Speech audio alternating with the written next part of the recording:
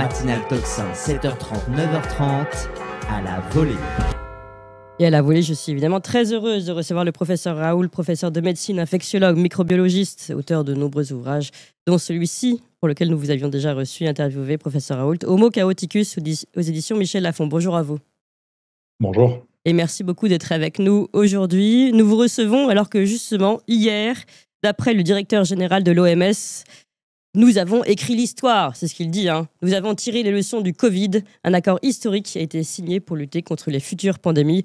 Après plus de 3 ans de négociations, les pays membres de l'OMS, de l'Organisation mondiale de la santé, ont approuvé donc par consensus un texte historique, dit-il, visant à mieux se préparer et à lutter contre les futures pandémies.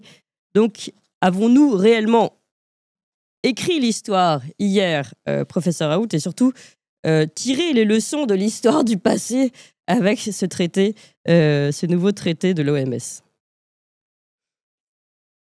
Non, je crois pas qu'on puisse non plus. Je suis pas extrêmement optimiste parce que les leçons que l'on peut tirer, pour l'instant, n'ont pas été tirées, mais c'est votre interlocuteur avant que nous discutions ensemble Guy de la soulevait Fontaine. un des problèmes majeurs que je soulève depuis longtemps, qui est que l'équilibre du monde a changé, puisque on parlait de BlackRock. BlackRock a un budget annuel qui est le 3e mondial après celui des États souverains américains et chinois, mais avec beaucoup plus de dispositions financières, puisque quand on tient compte du PIB de la Chine et des États-Unis, bien sûr, on parle de la recirculation et pas de la capacité d'investissement. Donc, cette discussion qui a eu lieu rejoint quelque chose qui est un virage qui a quelques années, c'est que ça explique bien pourquoi dans l'industrie pharmaceutique a tourné petit à petit pour devenir simplement une affaire financière, et pourquoi la presse scientifique traditionnelle, celle qui était en haut de l'échelle, a été rachetée par des groupes financiers et dont maintenant l'objectif essentiel, c'est de faire de la finance. Et là, il y a eu un tournant très important dont je ne vois pas comment on peut le tourner, bien qu'il y ait des choses qui s'amorcent. Vous regardez, moi, je vois, j'ai une idée très, très aiguë de ce qu'est la censure, parce que j'ai vu toutes les formes de censure, depuis l'interdiction de parler, la tentative d'obligation de me faire dire des choses que je ne voulais pas dire, et puis ensuite l'interdiction de publier, voire maintenant, c'est la nouvelle stratégie, de faire rétracter des articles sous des prétextes qui sont entièrement fallacieux par des gens qui ne sont pas des scientifiques. C'est-à-dire que les gens qui dirigent la plupart des journaux scientifiques ne sont pas des chercheurs, ne sont pas des gens qui ont un cursus de chercheurs, ce sont des mercenaires qui sont employés là pour que le journal gagne de l'argent. Et donc, le seul objectif de ces grands groupes, c'est de gagner de l'argent. Et effectivement, vous avez vu, s'ils ne gagnent pas d'argent, ils se font virer. Voilà, c'est pas compliqué.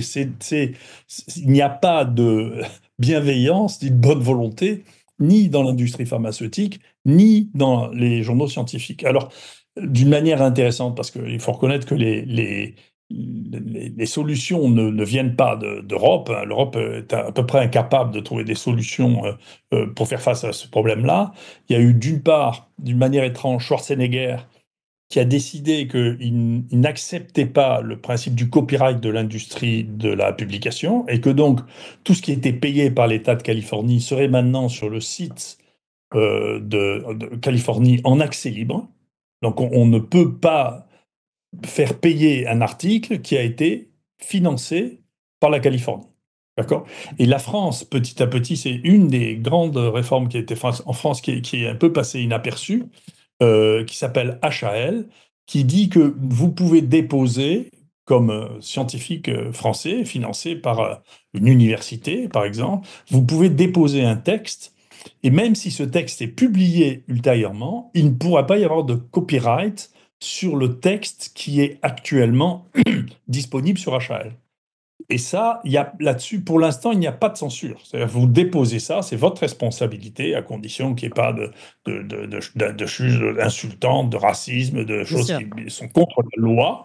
Eh bien, vous pouvez le déposer et vous n'avez plus ce système dans lequel ces grosses entreprises de publication vous enferment, qui est ce qu'ils appellent la peer review, qui est en réalité le fait de Revu par les pairs. décider, choisir ce qu'ils vont publier. Parce que de toute manière, à partir d'un certain niveau, vous n'avez plus de pairs.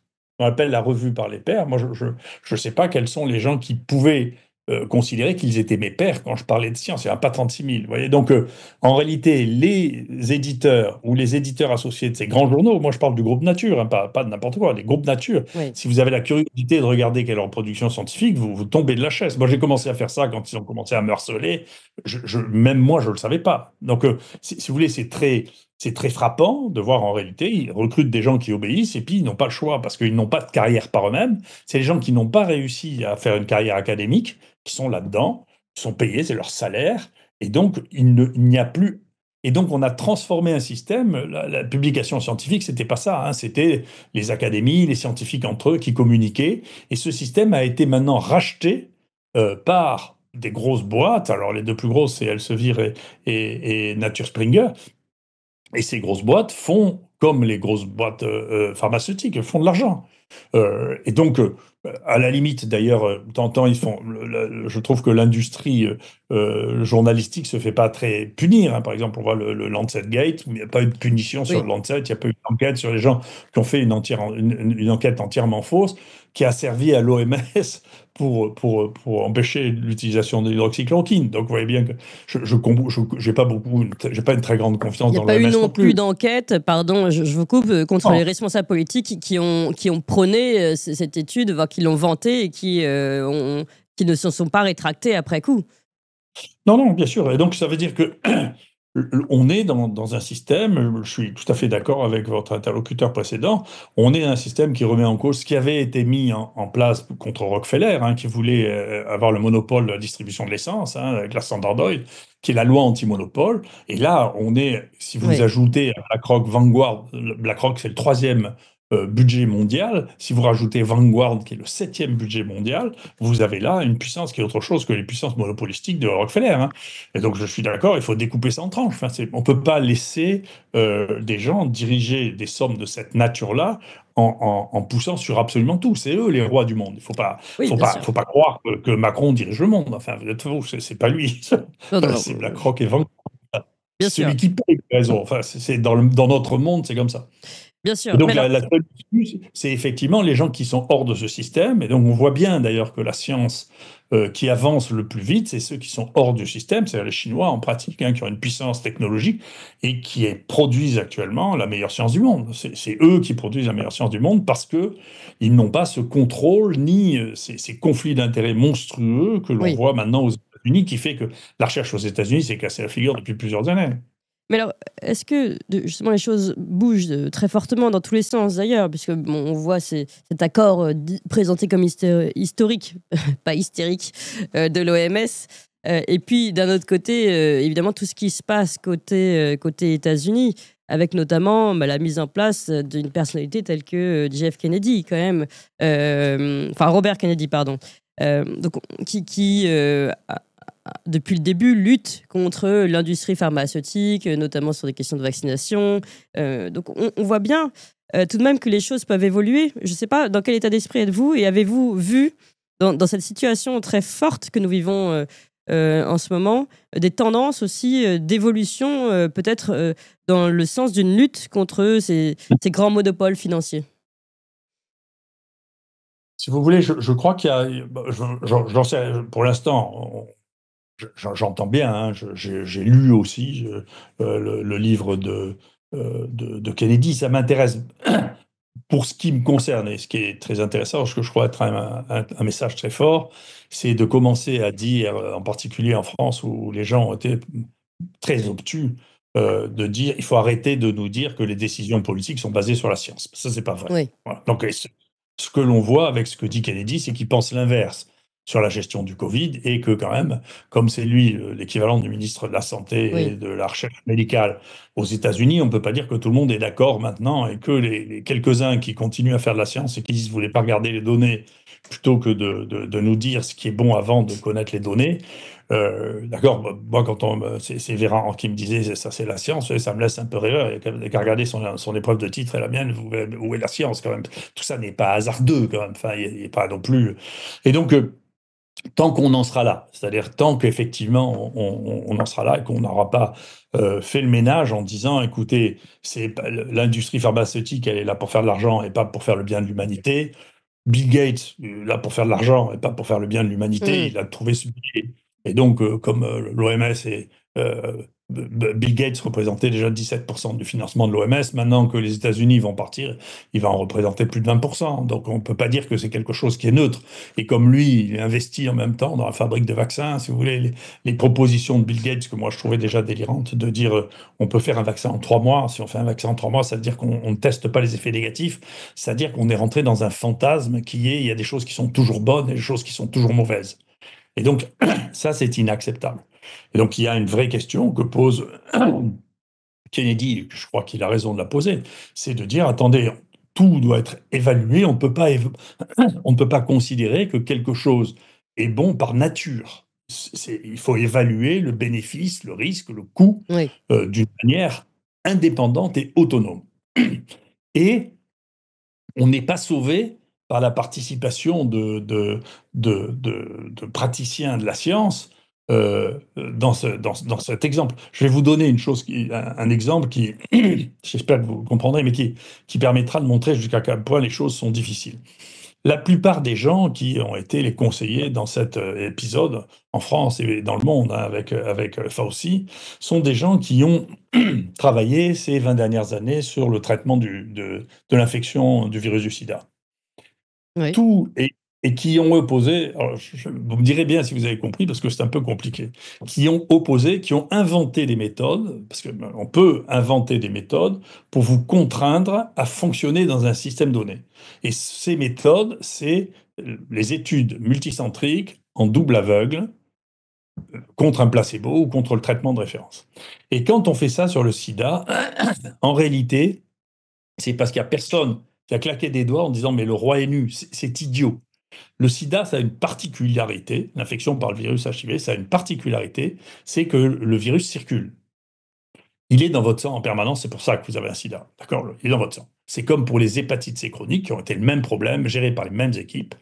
C'est dans le sang. Donc si vous voulez savoir si un médicament marche, vous n'avez pas besoin de mettre un placebo, parce que si les placebos arrivaient à faire tomber les virus dans le sida ou dans l'hépatite, si vous voulez, on le saurait depuis très très longtemps, on le saurait depuis 30 ans. Ça ne marche pas. Donc il suffit de tester un médicament et vous regardez si le virus disparaît. Si le virus disparaît, c'est que ça marche. Si après, quand vous vous arrêtez, ça rechute, eh bien, vous savez que ça marche, mais que ça n'éradique pas le virus. Par exemple, c'est le cas, vous voyez, pour l'hépatite C, avec la complicité de tous les méthodologistes qui sont devenus les dieux des règles. Pour l'hépatite C, par exemple, Gilead a inventé que pour son médicament, c'est eux qui déterminent maintenant qu'ils ont le médicament. Il n'y a qu'eux qui peuvent faire les tests. Ils disent on va donner le médicament pendant 24 semaines et on va voir si, au bout de 24 semaines, on a guéri les gens. Eh bien, ils le donnent pendant 24 semaines contre placebo et bien sûr, puisque le médicament marche, au bout de 24 semaines, il y a beaucoup plus de guéris que ceux qui ont reçu le placebo. Mais en réalité, si on avait été des docteurs au lieu d'être les agents de l'industrie pharmaceutique, on a dit écoutez, je vais le tester, je vais voir au bout de combien de temps les virus disparaissent. Donc maintenant, la durée du traitement pour l'hépatite C est passée de 24 semaines. La France a payé pour 24 semaines, c'est un prix horrible. Et maintenant, on sait qu'avec 6 semaines, ça suffit. Donc on a payé 4 fois le prix, parce qu'au lieu de faire les tests nous-mêmes, les gens ont été payés pour faire les tests de l'industrie pharmaceutique. Ah oui. Et bien entendu, cette manière de faire des tests et de le faire de manière multicentrique et très très large, ça crée en réalité une toxicité, une dépendance vis-à-vis de l'industrie pharmaceutique que l'on voit après. C'est ce qu'on appelle le conflit d'intérêts. Alors pour ça, la France a une avance sur le reste. La France nie complètement l'existence des conflits d'intérêts. Alors c'est bien connu, ça a été bien analysé, alors qu'aux États-Unis, il y a une variabilité d'un endroit à l'autre, mais il y a des États qui interdisent même d'avoir un café offert par l'industrie pharmaceutique, quand même. Oui. Hein. Nous, on est loin de ça. Vous voyez, comme vous dites, il y a des types qui reçoivent, ce qui est totalement illégal. Hein. Moi, le type qui m'a menacé de mort, il a versé 600 000 euros de l'industrie pharmaceutique. C'est illégal. Hein. Il a fait plus que doubler son salaire. C'est illégal. Les fonctionnaires, quand même, on n'a pas le droit de faire ça. Vous voyez, on a, nous, des fonctionnaires de l'INSERM, alors que c'est interdit par la loi, qui ne sont pas médecins, et qui ont fait des gages pour Gilead, dont une qui est incroyablement agressive avec moi. Elle est hors la loi. Ça a été noté dans la Cour des comptes. Elle n'a jamais été poursuivie. Elle est hors la loi. Donc, on a pris une habitude, là, des rapports avec l'industrie, en croyant faire le bien, parce que les gens ne réfléchissent pas. La réflexion, c'est juste de dire, écoutez, pour savoir si ça marche, le truc des doubles aveugles, peut-être que ça marche en cardiologie, j'en sais rien du tout, pour la neurologie. Pour les maladies infectieuses, quand il y a des microbes, il faut regarder si les microbes s'en vont quand on donne le traitement. Et s'ils s'en vont, ils s'en vont pas par hasard. Ils s'en vont, vous voyez. Et donc, c'est comme ça qu'on fait de la médecine. C'est pas en faisant des études. Et donc, comme l'OMS est complètement vérolée par l'industrie pharmaceutique, pour la vérité, ses plus grands sponsors actuellement, c'est Gates et l'industrie pharmaceutique. Oui. En plus, depuis que les États-Unis se retirent. Donc, si vous voulez, c'est celui qui paye qui a raison. C'est comme BlackRock, on peut me raconter tout ce que vous voulez, mais c'est celui qui paye qui a raison. Donc, il y a une vraie question. Et si on accepte ça, mais c'est aux États-Unis, j'attends que ça se passe, c'est peut-être en train de tourner, puisque parmi les plus crapuleux de tous, il y a Purdue, qui a réussi, en achetant toute la communauté des médecins qui luttaient contre la douleur, à faire croire que l'Oxycontin, qui est un dérivé de la morphine, n'était pas addictif. En réalité, au bout de 7 jours, les gens deviennent drogués à l'Oxycontin, et puis, comme toutes les drogues, sont démontées. Et une grande partie de la crise des opioïdes, qui a été estimée à 500 000 morts par Obama, hein, c'est pas Trump qui disait ça, est liée à l'Oxycontin. Ça a été reconnu, ils ont été publiés. Mais ce qui s'est passé aux États-Unis, on considérait que, tiens, on va leur donner une punition, mais qui est une punition financière. Donc, Oui, c'est ça. La conclusion a été, vous allez payer 7 milliards aux gens. Dommages et intérêts, oui. Dommages et intérêts. Et pour la première fois, la Cour suprême a suspendu le jugement en disant, c'est pas normal qu'il n'y ait pas de peine de prison. C'est la première fois. Sinon, vous regardez, Pfizer, ils prennent régulièrement 1 milliard, 2 milliards, 5 milliards. Oui. Merck a pris 4 milliards pour le Vioxx, 50 000 morts. 4 milliards, ils ont eu, une fois qu'ils ont eu 4 milliards, pas une peine de prison. Oui, c'est ça. Personne. Donc, ça veut dire qu'on considère que le crime, le meurtre en col blanc, n'est pas un meurtre, c'est du business. Vous voyez ? Et donc, tant qu'on n'aura pas considéré que c'est pas mieux de vendre des médicaments que de vendre des armes, c'est juste une manière de faire du pognon, tant qu'on n'aura pas ça et qu'on n'aura pas de garde-fou, il n'y a rien qui empêchera une course en avant sur la distribution et la surenchère médicamenteuse pour des bénéfices qui sont, dans le XXIe siècle, extraordinairement modestes. C'est-à-dire le nombre de médicaments qui ont servi à quelque chose ou de vaccins. Pas des bénéfices sanitaires, vous voulez dire, là, pour le coup. Pas des bénéfices financiers, oui. Qui soient financiers, on les voit, mais qui soient visibles, ma foi, c'est très peu. Et non seulement on a fait ça, mais on a abandonné, là aussi, les États-Unis sont en train de s'en rendre compte, on a abandonné la production de médicaments essentiels, qui sont tous faits maintenant en Chine et en Inde, et donc les prisonniers, donc l'équipe actuelle aux États-Unis vient de se rendre compte de ça, ils veulent rapatrier la production des molécules essentielles pour ne pas être entièrement prisonniers d'accords d'échange. Et donc, s'il veut augmenter le tarif douanier, il va être obligé d'augmenter le tarif douanier des médicaments essentiels qu'il achète en Chine, et la Chine peut mettre l'embargo sur ces médicaments. Vous avez bien vu que nous, nos médicaments essentiels, on n'arrive plus à les avoir dans les pharmacies. Mais les médicaments nouveaux, on les trouve, ils coûtent 10 fois ou 100 fois plus cher. Oui. Donc, c'est devenu, l'emballement capitalistique sur les médicaments est devenu complètement délirant. De la même manière que l'emballement sur les publications scientifiques est devenu entièrement délirant. Vous savez qu'il y a un accord qui s'appelle l'accord Couperin, qui fait que maintenant l'État français finance directement les grandes sociétés de publication scientifiques, d'accord, qui ont donc un lien de dépendance les uns avec les autres. C'est-à-dire comment vous faites, puisque le Lancet est financé par la France, mais comme toute la média mainstream, c'est la même chose, la même histoire, c'est-à-dire il n'y a plus de liberté si c'est celui qui paye qui a raison. Il ne faut pas se faire d'illusions, c'est le monde capitalistique est comme ça, mais comme dans le monde communiste, c'est le premier secrétaire du Parti communiste qui a raison. C'est comme ça, donc il ne faut pas se leurrer, ça n'est pas À chacun son indépendants. matérialisme entre le communisme et le capitalisme. Exactement. Exactement. Donc, c'est pas, mais il faut pas.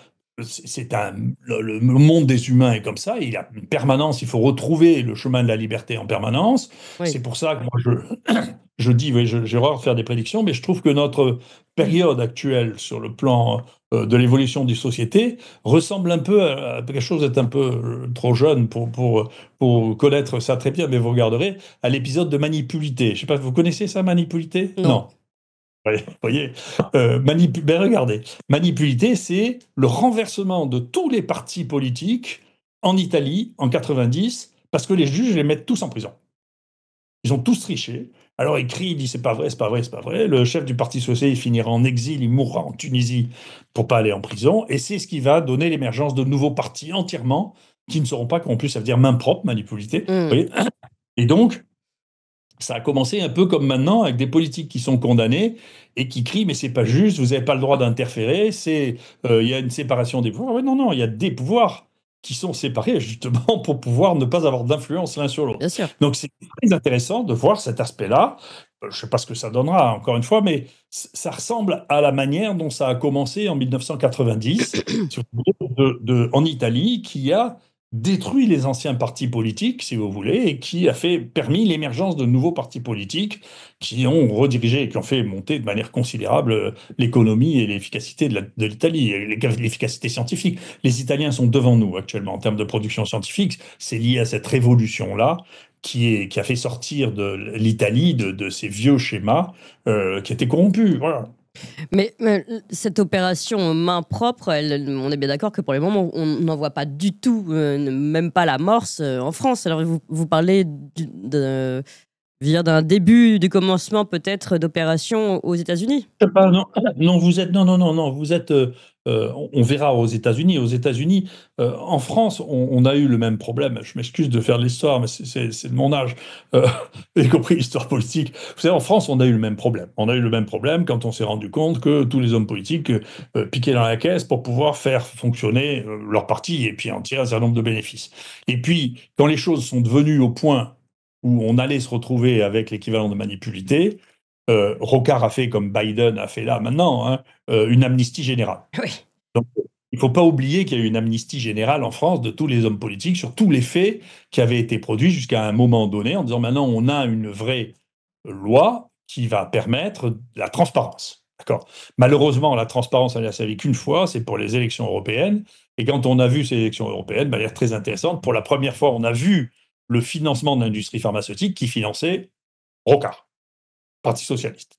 Et je pense que les rebondissements qui vont jusqu'à Cahuzac, qui était celui qui négociait pour le secrétaire général du Parti socialiste, qui était en même temps le ministre de la Santé, ces financements que Rocard a été obligé de publier au JO. Et du coup, la loi a arrêté le droit à ce financement avec la transparence, parce que ça montrait qui payait qui, quand même. Vous voyez, donc, Oui. et il n'y a pas de repas gratuit. C'est grand truisme habituel. Hein, il n'y a pas de repas gratuit. Si on paye, c'est pour avoir quelque chose. C'est pas mystérieux. Évidemment. Donc, on a échappé à Manipulité par un tour de passe-passe qui est donc très intelligent, hein, Rocard, qui a amnistié tout le monde. Et voilà, on passe le truc, et puis on revient. Et donc, je ne suis pas d'accord avec vous. Si vous regardez, on verra bien ce que ça donne. Mais enfin, quand même, on a, pour la première fois, juste ou injuste, la première fois que la foudre tombe, si vous voulez, c'est jamais juste. Mais on a un ancien Premier ministre qui a été condamné à la prison, un ancien président de la République qui a été condamné à la prison. Oui. On a la chef du plus grand parti là, qui vient d'être condamnée à la prison. On verra ce que ça devient. On voit bien que la classe politique est très inquiète parce que Mélenchon a fait la même chose, parce que Bayrou a fait la même chose, et qui se demande comment, à part casser l'outil, c'est-à-dire la tentative qui est actuellement de casser le parquet financier pour éviter les poursuites efficaces contre les financements ou la corruption politique, il y a une vraie question quand même. Alors, ça serait bien que ça s'applique à l'Europe aussi. Je pense qu'il y a vraiment du travail à faire, vous voyez. Mais en tout cas, on ne peut pas dire il se passe des choses qui ne sont jamais passées en France. C'est des premières quand même. Donc, peut-être que ça ne vous va pas assez vite, ou peut-être que ce n'est pas ce que vous voudriez. Voilà, c'est ce que j'allais dire. Non, mais c'est intéressant que les lois ne s'appliquent pas à tous. On peut parler là. Mais Non, non, c'est pas vrai. On casse le mur du son, là. C'est-à-dire que on casse quelque chose qui était poreux, que les gens passaient leur temps à répéter, mais vous vous substituez à la démocratie. Non, non, non. Un homme politique, c'est Montesquieu qui dit ça. C'est quand même un des fondateurs. Les Français connaissent mal Montesquieu, mais une grande partie de la Constitution américaine a été basée Bien sûr. sur les écrits de Montesquieu. Donc la séparation du Oui, pouvoir, oui. c'est clarifié dans Montesquieu, et Montesquieu dit le législateur doit être le premier à s'appliquer la loi. Donc c'est pas antidémocratique de dire ça quand même. Et vous savez, c'est une anecdote, paix à son âme, il est mort maintenant. Une fois, on m'avait invité à dîner le soir ici à Marseille avec, avec Debré, avec Jean-Louis Debré. Oui. Et je lui avais dit ça, et vous pouvez pas savoir à quel point il était scandalisé que je lui dise ça. Il était scandalisé. Pourquoi scandaliser? Ouais. Je lui ai dit, vous savez, si vous voulez pas. Parce que, je lui dis, vous savez, si vous voulez pas éroder complètement l'adhésion des Français à la politique, il faut qu'ils soient insoupçonnables. Et la base, c'est qu'ils appliquent eux-mêmes la loi qu'ils ont votée. Oui. Et je vous assure, j'ai été choqué par le fait, jusqu'à quel point il était choqué. Oui. Il a été de la justice et ensuite le président du Conseil constitutionnel. Ça veut dire que c'est ancré extraordinairement profondément le fait que la loi n'est pas la même pour tout le monde, si vous voulez, et que donc il y a des gens à qui ça ne s'applique pas parce que ce qui s'applique à eux, c'est le vote. Vous voyez, ils pensent ça, c'est-à-dire ils pensent la démocratie comme étant, attendez, notre pouvoir n'est pas contrôlable par un autre pouvoir, par un contre-pouvoir. Et quand, ce qui arrive très souvent en France quand même, quand vous avez, sauf maintenant, vous avez une chambre qui est du même côté que l'exécutif, à part pendant les périodes de cohabitation, en réalité, vous n'avez plus qu'un seul pouvoir, c'est le pouvoir de la justice obéit à ça, parce que c'est pas la presse. Vous l'avez vu, je m'excuse, bien sûr, il y a des tentatives, donc je pense elles ont de plus en plus de succès. Enfin, la presse mainstream, elle est entièrement financée par l'État quand même, hein. Oui. Donc, les gens l'achètent pas, cette presse, ils la regardent pas. L'opinion que les gens ont de la presse est aussi basse que celle des politiques. Je sais pas, c'est entre 10 et 15%. Tout à Mais fait. donc, on ne les croit pas, les gens ne les suivent pas, les achètent pas, et donc ils vivent de subventions et de financement dont aussi la loi fait que quand un journal reçoit un financement de l'industrie pharmaceutique ou de Bill Gates, il devrait l'afficher dans ses liens d'intérêt, de manière à ce qu'on sache qui paye ce qu'ils disent. Bien sûr. D'accord. Et donc on devrait régulièrement une première page sur TF1 ou sur Le Parisien en disant voilà notre structure financière, on retense tant de centaines de milliers d'euros de l'État, tant de trucs, et donc vous comprenez que la presse actuelle c'est la voix de son maître, c'est-à-dire celui qui paye. Mmh. Et donc c'est pas étonnant qu'il y ait une homogénéité, si vous voulez, puisque celui qui paye est le même. J'ai une petite précision, puisque vous citiez TF1. On a le groupe TF1, justement, qui est chez nous et qui nous filme ici en direct, hein, TMC, pour être précise, et l'équipe de Martin Weil, sans doute pour voir à quel point nous faisons un bon travail ici à Toxin, j'imagine, professeur Raoul. Donc on voit bien, en effet, en tout cas, vous le disiez, que ces groupes-là ont une certaine homogénéité dans leurs propos. Et dans leur financement, mais ce qui est pas, si vous voulez, faut pas non plus. Moi, je suis pas, malheureusement, je le regrette, hein, je manque beaucoup de méfiance parce que j'ai trop d'assurance pour être méfiant, pour dire la vérité. Les choses qui m'étaient hostiles, je m'en suis tellement sorti jusqu'à maintenant que, si vous voulez, je suis pas craintif et donc je suis pas méfiant. Donc je manque un peu de paranoïa, si vous voulez. Oui. Mais en revanche, je veux pas qu'on pense que je suis idiot. C'est-à-dire que si si les gens sont payés par quelqu'un, enfin, ils vont pas cracher sur les gens qui les payent. Donc c'est quand même pas, vous savez, je sais pas, Le Monde va pas nous donner des leçons de morale alors que le directeur du Monde est un repris de justice qui a été condamné pour quelque chose qui s'apparente au proxénétisme. Il a changé de prostituée, c'est tout. Tout ça n'est pas sérieux. Vous voyez, on peut pas donner une leçon de morale avec des gens pareils. Enfin, Oui. c'est pas raisonnable. Donc, on est dans une situation dans laquelle tout ça est tenu en partie par l'État, financé massivement par l'État. Le Monde, c'est le journal le plus financé par Bill Gates aussi. Vous pouvez pas vous penser qu'ils vont dire du mal des gens qui les payent. C'est pas vrai. Oui. Euh, Même Niel, il était propriétaire, je sais pas, de 10 ou 20% de Mediapart, qui ensuite met la main sur le cœur en disant que c'est eux les shérifs de la morale. Mais enfin, tout ça n'est pas sérieux. Il n'y a pas de shérif de la morale. Il y a dis-moi qui te paye, je te dirai pour qui tu es. Et puis voilà. Et Mm. ceux qui sont autonomes, c'est ceux qui ne sont payés par aucun d'entre eux. Et il Mm. ne faut pas dire que la liberté de la presse, c'est l'État qui paye. Non, non, c'est l'inverse. C'est plus l'État paye, moins il y a de liberté. Oui. Mais comme on peut jamais contrôler entièrement les humains, on voit, et moi je vois apparaître, ça m'intéresse beaucoup, on voit apparaître des voies alternatives. Moi j'ai fait pendant un temps, je ne voulais pas faire un média, hein, j'ai fait Votre chaîne. une chaîne Oui. à l'IHU qui avait, honnêtement, BFM TV était une des raisons pour laquelle les gens ont voulu vraiment me chasser de l'IHU, c'est la première décision, c'est de fermer la chaîne. Hein. Mm. C'est un truc, quand vous avez un truc qui fait 3 ou 4 millions d'auditeurs, si vous voulez, commencer à peser un poids qui les effraie. Comme en plus dans la vision, dans le cerveau d'un politique, la notoriété se transforme en élection. Vous voyez, Oui. toute leur course, c'est une course à la notoriété. Et donc, personne, ni les journalistes ni les politiques, ne pouvaient penser que je n'allais pas transformer ma notoriété en quelque chose qui est ce à quoi ça leur sert à eux. Vous voyez. Donc, c'est un malentendu. Je ne veux pas faire de politique et je ne serai pas élu. Vous voyez, c'est pas mon truc. Ah, ça, on ne sait pas, mais bon, oui. En tout cas, vous voulez pas en faire. Je dis pas que vous ne serez pas Moi, élu. je le sais. En tout cas, et donc je ne serai pas élu. Mais il y a des alternatives, effectivement, ce que vous faites, et puis les podcasts, et puis vous avez vu le podcast de Tucker Carlson a pris, alors qu'il existait une force d'opposition avec Fox News aux États-Unis, Eh oui. il existait quand même deux camps. Parce que nous, on n'a pas du tout deux camps, on a un seul camp. Je précise d'ailleurs que vous êtes passé Et très récemment, professeur Raoult, chez Del Bigtree, également, oui, dans les grands podcasteurs, journalistes très suivis aux États-Unis. extrêmement intelligent. Oui. Garçon extrêmement intelligent.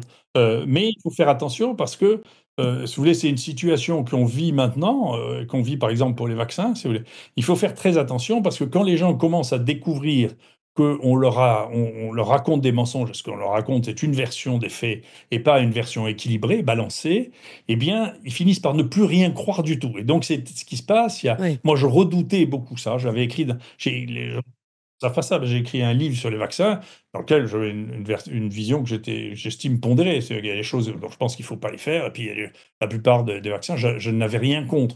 Mais je reconnais que je ne me posais pas la question. C'est-à-dire que on a là la question qui est en train de poser Kennedy, c'est parce qu'on a poussé les choses à l'extrême avec le vaccin du Covid, qui n'a pas été évalué, qui Oui. n'était pas efficace. Et donc on dit, mais si on a réussi à vendre quand même des milliards de doses d'un truc qui ne marche pas et qui n'a pas été évalué, qu'est-ce qu'il en est du reste? Qu'est-ce qu'on a vraiment évalué et quels sont vraiment les bénéfices et les risques des autres? Et de dire, écoutez, on va l'évaluer, vous voyez bien, c'est devenu un scandale extraordinaire, mais de quoi ont-ils peur? S'il n'y a pas de problème, je ne vois pas de quoi on aurait peur. Donc, bien entendu, on doit l'évaluer avec les normes que nous avons actuellement. On doit évaluer les choses pour voir si il y a vraiment un bénéfice. Moi, je sais que ce livre, je l'avais écrit parce que euh, quelqu'un de ma famille m'a dit, papa, il faut que ce que tu dis, c'est quelqu'un qui m'est très proche, il faut que tu écrives ce que tu dis parce que personne ne dit ça. Moi, je disais, attendez, faut être intelligent, ce que je crois. Et donc, il ne faut pas dire, et j'ai passé des années, moi, à faire des cours en disant, est-ce que vous êtes pour ou contre les vaccins? Je les ai votés, je dis, vous avez tous tort. Ça n'est pas, c'est pas un symbole, le vaccin. Le vaccin, c'est un objet utile dans certaines circonstances pour certaines populations. Et vous voyez, bien, une des premières décisions qui a été prise par la nouvelle direction du CDC, c'est de dire que le vaccin Covid-19, il ne fallait pas le recommander pour toute la population, comme c'était le cas jusqu'à maintenant, à l'époque de Fauci, hein. Oui, oui. Pas à toute la population, mais à certaines parties de la population, les gens âgés, éventuellement les gens immunodéprimés, ce qui n'est pas choquant en soi, si vous voulez, parce que c'est les gens qui ont un risque. Les gens qui n'ont strictement aucun risque, hein, on savait que les gens de moins de 50 ans n'ont aucun risque. On Oui. le sait, c'est publié, nous on l'a trouvé, mais vous avez bien vu, une des choses que moi j'ai vécu qui m'a le plus intéressé, et on a même fait poser une question au ministre qui n'a pas répondu, c'est de dire, écoutez, plutôt que de dire que on ne sait pas si l'équipe de M. Raoult avait raison d'évaluer ce médicament, vous savez, pour l'évaluer, nous on a fait venir, c'était jamais arrivé dans ma vie, mais c'est intéressant, c'est une manière de répondre, c'est du jeu de go, vous voyez, on répond aux agressions qu'on a, on a fait tout valider par des huissiers. Chacune de nos données sont vérifiées par des huissiers. Donc, c'est quand même, on pourrait attendre que la France dise, attendez, on va voir ce qu'il y a dedans, Oui. là-dedans. Plutôt que de dire, vous n'avez pas le droit, vous n'avez pas le droit. Alors, 30 000 personnes traitées. Il n'y a pas un centre qui a eu autant de cas. Et donc, la France ne regarde pas. Maintenant, les Chinois ont publié 30 000 cas aussi, ils trouvent la même chose que nous. Nick White, qui est le plus grand spécialiste de médecine tropicale, personne n'a parlé de ça en France, l'a évalué en prophylaxie, il trouve qu'il dit 30% des cas sur des milliers de cas aussi. Il explique les difficultés qu'il a eu publier ça, c'est inouï. Donc, on voit bien pourquoi de commencer par ne pas regarder. Vous voyez, donc c'est parce que c'est pas une question de réalité, c'est une question. Ne faites pas ce qu'on vous dit. Oui. Et même quand qu'on vous dit, là aussi, il y a une question de séparation des pouvoirs. Le médecin est libre de prescription. Et donc, quand on Enfin, dit. devrait être libre, puisque là, pardon, mais la précision, dernièrement, on a vu des médecins qui ont été condamnés par l'ordre des médecins parce qu'ils avaient souhaité prescrire librement, justement. Ben oui, oui, mais moi, en tout cas, moi, on ne peut pas dire que j'ai été épargné par l'ordre des médecins, Oui, mais ils ont toujours conclu que personne ne pouvait m'interdire de prescrire de l'hydroxychloroquine. Et oui, donc, j'aurais bien voulu, basé sur les données de la science, moi, j'aurais bien voulu qu'ils discutent avec moi basé sur les données de la science, parce que les données de la science mondiale, elles montrent tous que l'hydroxychloroquine marche très bien, hein.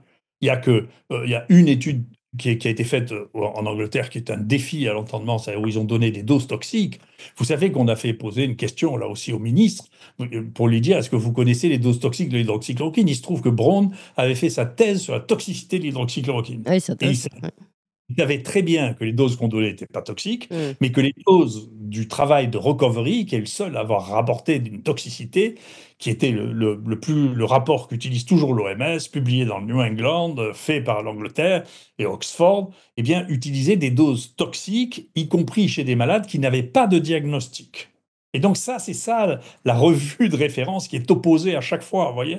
Et vous pouvez regarder, dans ChatGPT, ils sont aussi bêtes que Le Monde, hein. Ils vous mettront en premier recovery, c'est l'étude de référence, c'est tout, c'est truqué, voilà. C'est un truc qui est fait par des andouilles. Et donc, vous vous demandez, comme d'habitude, est-ce que c'est juste de l'incompétence et de la bêtise ou est-ce que c'est de la corruption? Ce qui est compliqué, moi je pense que la plupart du temps, j'ai tendance à penser que c'est plutôt parce que les gens sont incompétents. C'est ce que je pense, hein. Oui. Euh, et donc, voilà, qu'est-ce que vous voulez faire? Et donc, tant que vous aurez cette puissance de répétition, mais on sait ce qu'il y a, vous vous rendez compte, moi, en même temps que AstraZeneca retirait son vaccin parce qu'il était trop toxique, il donnait des thromboses des veines cérébrales, si vous voulez. Et nous, on a trouvé un des premiers cas en France et j'avais fait une annonce en disant il ne faut pas donner ce vaccin aux femmes de moins de 50 ans parce que c'est elles qui font le plus de thromboses. Surtout, arrêtez ça. Le Danemark était le premier pays à l'arrêter. Et là, je parlais en BFM TV, un an et demi après que le Danemark ait arrêté, au moment où AstraZeneca a arrêté purement et simplement le vaccin. Et je lui dis, vous savez, moi j'ai vu ça tout de suite parce qu'on a eu un cas comme ça d'une jeune fille qui a perdu la vision d'un œil parce que on l'avait vaccinée, nous, à l'IH, sur Mm. sa demande, vacciné que des volontaires. Eh bien, Bruce Toussaint qui m'expliquait, ça compte pas. Je posais lui dire, vous savez, dans l'arithmétique, tout commence par 1. Puis il y a 1, 2, 3, 10, 100, 1000. Mais les bons docteurs, c'est ceux qui signalent à 1. Mais bien sûr. C'est comme ça. Donc c'est pour ça que je ne crois pas du tout au truc de l'OMS. Le truc, si vous voulez lutter contre les épidémies, il faut que ce soit des gens qui pratiquent les épidémies. Donc je pense que les seuls qui seront capables de faire ça dans les années à venir, c'est les gens qui vivent encore des épidémies aiguës, en particulier en Afrique. Et donc il y avait un travail intelligent qui a été fait sur le Covid en disant une des raisons pour lesquelles le Covid a beaucoup moins tué en Afrique qu'ailleurs, c'est parce que les gens ont l'habitude des épidémies. Ils savent comment on fait. Tandis que nous, on voyait bien que les gens qui étaient là, ils ne savaient pas du tout comment on faisait l'épidémie. Moi, j'ai travaillé sur les épidémies pendant 30 ans, donc je suis allé un peu partout. Vous savez que le gouvernement de l'URSS m'avait demandé d'enquêter sur une épidémie à Astrakhan en 1987. J'ai fait ça au milieu de la guerre civile au Burundi et au Rwanda. Vous savez, je suis allé un peu partout travailler sur le terrain pour voir comment ça se passait les épidémies, comment ça se gérait, qu'est-ce qui était faisable, qu'est-ce qui n'était pas. Donc j'ai une expérience de l'épidémie, je ne suis pas un bureaucrate, vous voyez. Oui, alors, Pas un informaticien non plus, pour la vérité.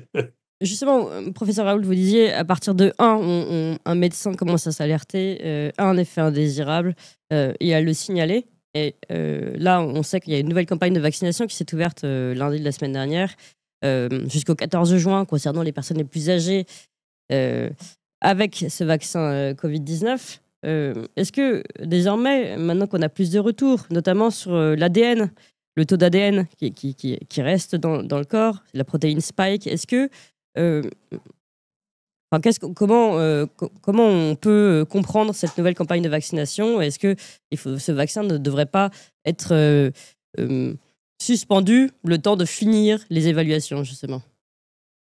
On verra, si vous voulez, ça ne viendra pas de France parce qu'il n'y a personne qui a la dimension pour faire un truc pareil.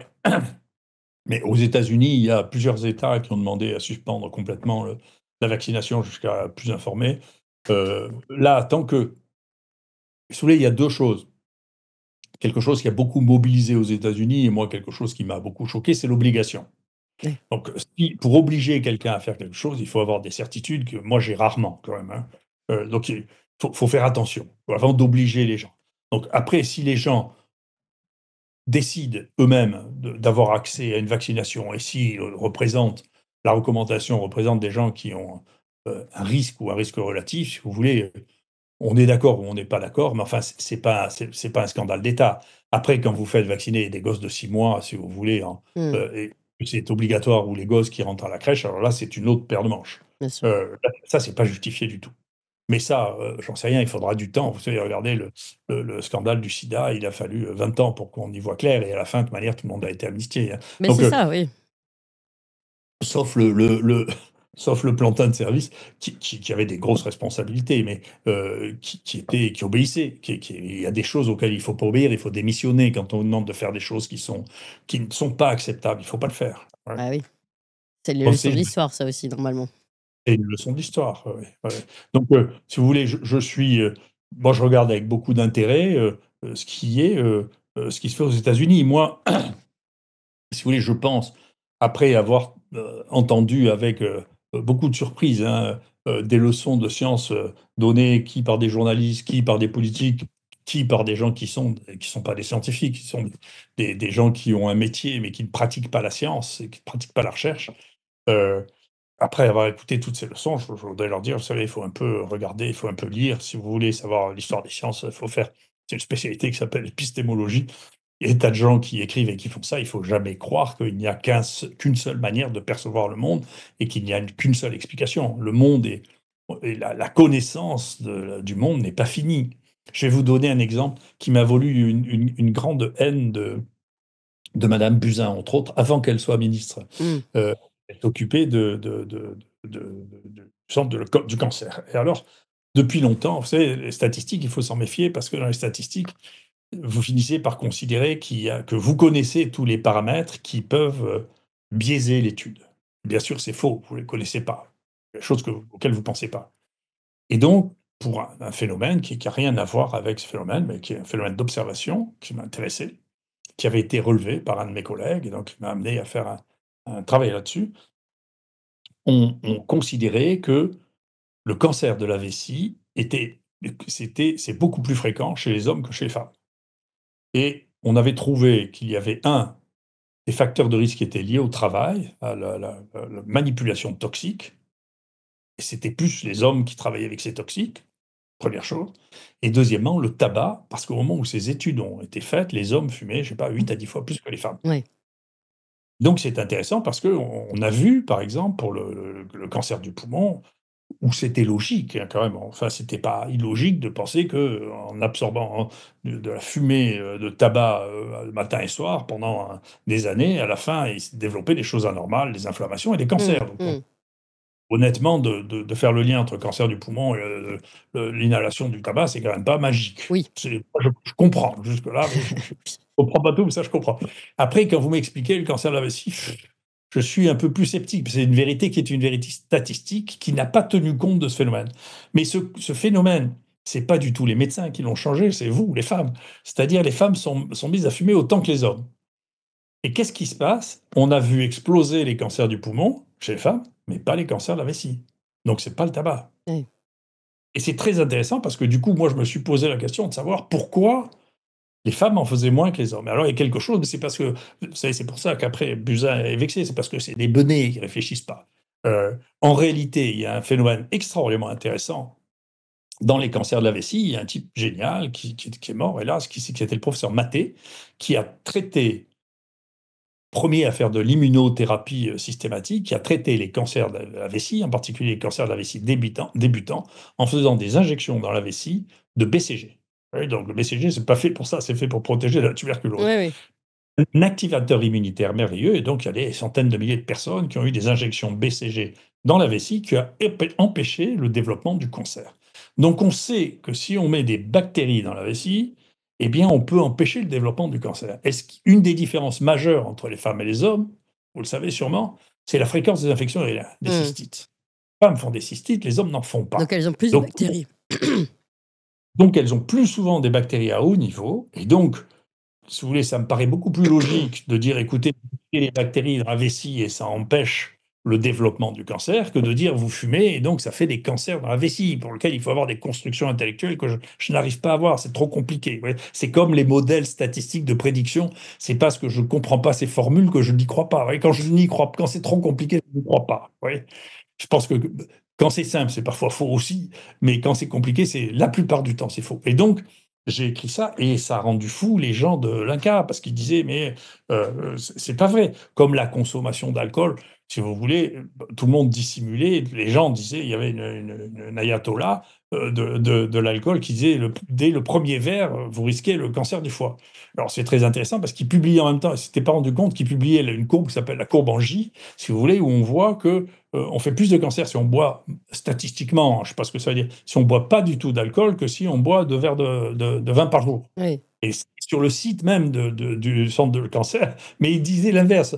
Alors je l'ai dit 2 ou 3 fois, mais alors il y a vraiment une chose que j'ai appris, quand je dis quelque chose, les documents disparaissent. Vous savez, donc ça a été du centre de la carte, on ne le voit plus. Et je peux vous dire, nous on a beaucoup travaillé sur cet aspect qui m'intéresse beaucoup, de savoir la production endogène, sur lequel je pense on a été parmi les leaders, on est les leaders avec les Chinois, enfin maintenant je ne travaille plus là-dessus, qui ont montré que, il y a actuellement aux États-Unis, il y a plus d'atteintes hépatiques chroniques, alors soit ce qu'on appelle les foie gras, soit les cirrhoses, soit maintenant les cancers, sans consommation d'alcool qu'avec consommation d'alcool. Donc le nombre de greffes du foie actuellement par chez des gens qui ont une NASH, c'est-à-dire une sensibilité au sucre particulière, est plus important que celle liée aux gens qui boivent de l'alcool. Donc les Chinois qui ont regardé ont posé une question très simple, c'est est-ce que finalement c'est pas de l'alcool endogène, ce qui est une question qui avait été ramenée, est-ce que le corps humain, l'appareil digestif ne fonctionne pas comme un fermenteur, comme une brasserie, oui, d'accord? Oui, c'est ça. Ils ont trouvé, alors eux ont commencé par trouver une bactérie, qui s'appelle Klebsiella. Nous, on a cherché, on a trouvé la même bactérie. Ils ont regardé chez les gens qui étaient hospitalisés, qui ne prenaient pas d'alcool, on peut avoir jusqu'à 0,5 g par litre d'alcool dans le sang sans consommer de l'alcool. Donc vous voyez bien que si vous dites, et comme vous êtes un ignorant, comme l'était Madame Buzyn, si vous voulez, en disant, vous voyez, un verre d'alcool et c'est ça qui donne le cancer, mais dites, attendez, si vous mangez, buvez 2 Coca-Cola ou 3 Coca-Cola, peut-être que vous avez la même chose quand même. Et donc on a regardé, et après on est allé plus loin, on a vu qu'en fait, parce que personne dans le microbiote ne regarde de manière sérieuse pour l'instant les champignons. Donc on a regardé les levures. Et on s'est rendu compte, travaillant avec les gastro-entérologues, que les gens qui avaient cette maladie, qui s'appelait la NASH, qu'on appelle maintenant la MASH, qui est un acronyme, et était ce qu'on retrouvait dans leur microbiote en termes de champignons. Eh bien, il y a 100% de corrélation entre la présence des champignons et l'existence d'une NASH. Et c'était connu épidémiologiquement par les docteurs qui avaient observé ça, que souvent ces NASH survenaient ou commençaient après la prise d'antibiotiques, et la prise d'antibiotiques favorise le développement des levures, qui sont les compétiteurs des bactéries. Et donc, on a regardé sur ces levures, si on met du glucose, qu'est-ce qui se passe? Alors, elles produisent de l'alcool, comme les Klebsiella, mais 4 fois plus que les Klebsiella.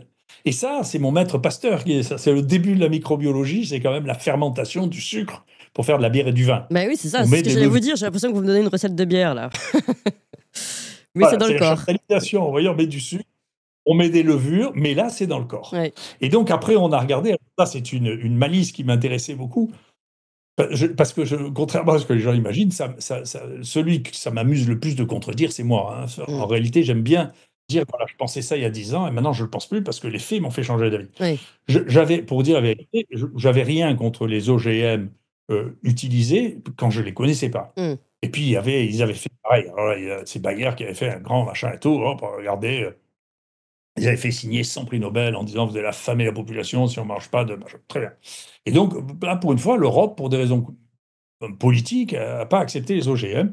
Et donc, j'ai regardé, quand j'ai regardé les sucres qui donnaient de l'alcool, ceux qui donnent le plus d'alcool, le plus facilement, c'est le fructose. Alors, pendant longtemps, Oui. on a dit que le fructose, c'était mieux que le glucose, ce qui n'est pas vrai, hein, parce que pour l'alcool, en tout cas, Mm. c'est pas vrai, parce que dans la dégradation des sucres, le fructose a besoin d'une enzyme de moins que le glucose. Donc, c'est plus facile de faire de l'alcool à partir de fructose que le glucose. Et ça, on l'a mesuré, c'est vrai. Et donc, on a dit, mais très bien, mais aux États-Unis, ils ont des OGM pour le sucre. C'est le maïs transgénique qui surexprime le fructose, et pas que ça. Et donc, c'est beaucoup plus sucré. Et donc, le Coca-Cola, c'est un extrait qu'ils envoient dans les différents pays où chacun rajoute son sucre en fonction, et de l'eau en fonction de la législation. D'accord? Nous, on rajoute du sucre de betterave. Les Africains rajoutent du sucre de canne et les Américains rajoutent du sucre de maïs. Et on a donc fait, ce qui est un très joli travail, c'est parce que la recherche, c'est merveilleux, hein, c'est online, hein, ce que je vous dis, bien sûr, sur HAL, parce que après, pour publier ça, c'est un peu plus complexe, mais quoi qu'il arrive, on a comparé la production d'alcool avec du Coca-Cola américain, donc avec le sucre OGM du maïs, le Coca-Cola français et le Coca-Cola africain. Eh bien, le Coca-Cola américain fait 2,5 fois plus d'alcool que le Coca-Cola français ou que le Coca-Cola africain, Ouais, parce c'est que drôle. on a analysé le Coca. Après, c'est ça la science, hein. On a Mm. analysé la composition en sucre du Coca-Cola américain. On s'est mis les mains sur la tête parce que c'est pas que du fructose, hein. Il y a un nombre de sucres absolument incroyable qui n'a rien à voir ni avec le Coca-Cola français ni avec le Coca-Cola africain, où lequel il y a un pic qui est le glucose. Donc c'est très intéressant. Vous voyez que donc c'est pour ça qu'il faut se méfier des études multicentriques ou des projections. Vous allez dire tiens, on boit du Coca-Cola, mais si vous buvez du Coca-Cola aux États-Unis, c'est pas la même chose. Mm. Et moi, j'ai eu cette induction pour aller regarder le Coca-Cola américain, parce que l'épidémie de foie gras non alcoolique aux États-Unis est beaucoup plus importante que ce qu'elle est en Europe. Et donc, ça veut dire qu'il y a un facteur environnemental qui était différent. Et ce facteur environnemental, bien sûr, il y a l'obésité, parce que ça va souvent, pas toujours, mais ça va souvent avec l'obésité. Mais ça veut dire que les sucres que l'on consomme aux États-Unis ne sont pas les mêmes sucres que nous consommons ici.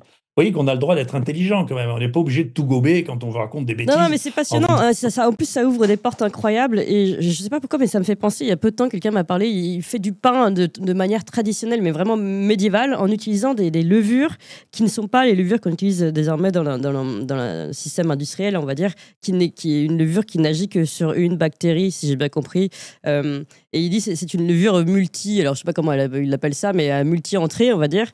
Enfin, disons plusieurs levures. Et en fait, ce que vous expliquez, si on comprend bien, on peut projeter presque un peu ce système de pain traditionnel avec plusieurs levures qui finalement permet d'avoir un pain beaucoup plus riche et d'ailleurs bien meilleur pour la santé. On peut le projeter sur le corps humain en se disant finalement, il ne faut pas se concentrer sur une bactérie. Et peut-être que si on respectait le microbiote ou les différentes bactéries qui peuvent agir et interagir entre elles, eh bien finalement, on serait de meilleure santé. Enfin, ça ouvre une porte, enfin, un monde immense en fait, professeur Raoul, ce que vous êtes en train de nous raconter. surtout, surtout ce, vous savez, moi, j'ai jamais pensé que le mur de la connaissance était fini, hein. C'est les neuneux qui croient ça. Ils se sont beaucoup exprimés. Alors, on finit par croire qu'il y a des gens qui croient vraiment que la science s'est arrêtée là, mais c'est complètement faux. Quel que soit le point, vous savez que sur mon dernier livre, je parlais de la génétique, par exemple, on est en train de se rendre compte que l'essentiel de ce que l'on a à savoir sur la génétique est totalement inconnu. C'est-à-dire 99% de notre génome, on ne sait pas à quoi il sert, on ne sait pas comment ça marche. C'est des séquences répétées. On sait qu'elles se transmettent, on sait qu'elles sont épidémiques à l'intérieur de nos génomes, on sait qu'on les acquiert. Une partie d'entre elles est acquise de l'extérieur parce qu'on est sans arrêt modifié par des séquences génétiques extérieures. Et tout ça, les gens ne le savent pas. Moi, je me rappelle, si vous voulez, la raison pour laquelle je suis prudent avec l'incorporation de l'ADN, sur lequel moi j'ai fait toute une théorie sur l'évolution des êtres vivants que j'appelle le rhizome, hein, qui est l'inverse du darwinisme. C'est-à-dire, c'est pas du tout un arbre, c'est qu'on est des mosaïques de Mm. gènes qui sont venus de tous les coins, de tous les sens. Ce qui amène aussi à des réflexions, vous voyez, sur les migrations, parce que si on regarde dans les migrations, je crois que si on regarde les grands-parents, probablement dont vous faites partie, les gens qui habitent ici, il y en a 35% qui ont au moins un de leurs 4 grands-parents qui n'est pas français. Donc c'est intéressant, si vous voulez, de voir bien entendu, nous sommes une mosaïque de gènes de sources extrêmement Oui. diverses, et ça a toujours été comme ça. On ne peut pas arrêter les flux. Il n'y a que dans les îles, si vous voulez, qu'on a réussi à avoir des écosystèmes. C'est ce qui a fait fantasmer Darwin. Là, vous arrivez à avoir des écosystèmes relativement restreints parce qu'on ne peut pas arriver dans les îles. Donc, c'est pour ça que les choses sont différentes. Mais ça, ce foisonnement maintenant de ce que l'on voit apparaître et qu'on n'est pas vraiment, on commence à peine à avoir des outils pour voir ça, mais on n'a Oui. pas vraiment les outils pour voir ça. Eh bien, ça, quand on est lucide là-dessus, on voit que la proportion de ce que nous connaissons pas est monstrueuse. Et donc, cette arrogance que nous avons eue pendant la C'est fin ça. du XXe siècle de dire on sait ce qu'on fait, comprend ce qu'on fait est juste de l'arrogance. Donc il faut juste faire du tâtonnement empirique, regarder si ça marche. Il faut pas dire il va pas y avoir de problème avant de commencer parce qu'il y en a parfois, il y en a qui sont imprévus, il y a des phénomènes qu'on n'avait pas envisagés et que donc il faut des médecins d'abord pour observer. S'il n'y a pas de gens pour observer les choses, si on ne collecte pas les données et les signaux qui sont réalisés, on ne peut pas le savoir. Et donc l'idée de dire mais on sait que c'est bon avant de commencer, Oui. ou de faire parler des gens qui ne savent pas de quoi ils parlent en disant mais on sait que c'est bon, tout ça c'est de la religion, c'est pas inutile la religion, c'est important, mais la médecine c'est pas vraiment de la religion, Oui. c'est une partie religieuse, mais c'est pas que de la religion, vous voyez, la science ça ne devrait pas être religieux, mais ça l'est quand même, hein, vous voyez bien que c'est ce que je vous disais tout à l'heure, vous voyez bien que vous dites, les gens qui font de la politique en disant ça c'est de la science, c'est toujours un mensonge, puisque la preuve c'est qu'il suffit de changer le gouvernement pour avoir une autre science. Donc, Exactement. On le voit très clairement avec le gouvernement Trump, d'ailleurs. on voit avec les États-Unis, c'est évident. Ouais.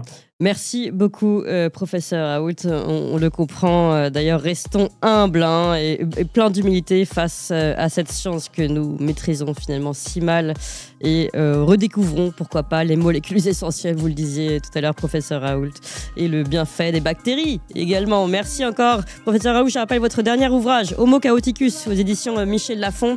Merci infiniment à vous tous, chers amis. Restez avec nous. Chers amis, n'oubliez pas de vous abonner à la Gazette du Tocsin sur toxin-media.fr/gazette.